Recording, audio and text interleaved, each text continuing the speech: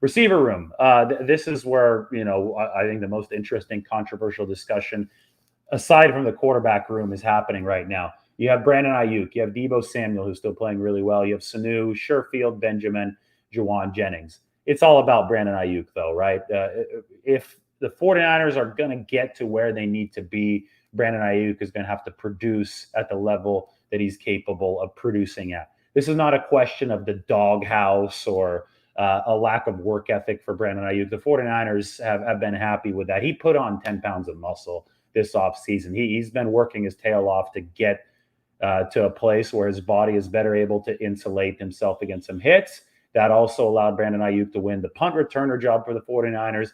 But unfortunately for him and unfortunately for them, Brandon Aiyuk just flat out is not playing as well as he did last season. This is the main stat that I think that we should look at. This is separation, also based on NFL Next Gen Stats tracking data. Average separation per route. Deebo Samuel, 3.5 yards. Mohamed Sanu, 3.3 yards. George Kittle, when he's in there, 3.7 yards. Look at Brandon. Those are all blue, so they're above average. Look at Brandon Aiyuk. 1.7 yards below the NFL average in average separation. And he has 8 catches, only 8 catches on the season.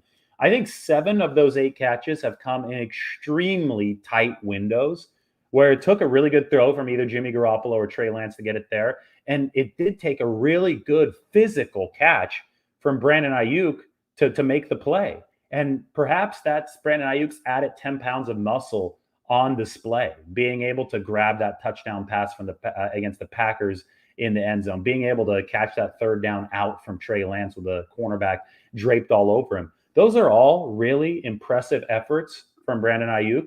But the problem is that the separation in general has been down. And it's clear that the 49ers believe that there's been a regression from Aiyuk from season 1 to season 2. And they are, to be honest, a little perplexed by this. This is just me tossing speculation into the air, and I'm always very clear when I do toss speculation into the air, so it's not, aggregated and reported as fact by some of these other sites. But I think that sometimes when you see a little bit of added weight, a little bit of added strength, it could mean a little bit of decreased explosiveness. And Aiyuk was a separator in 2020. It's not good when he had 2.8 yards of average separation in 2020, and that number is down to 1.7 in 2021. So maybe it's just, taking some extra conditioning from Aiyuk to get used to the new weight. Maybe he's going to come out of this bye week gangbusters and start separating a lot. Maybe it's a confidence issue, and maybe it's everything. Maybe it's those two things combined.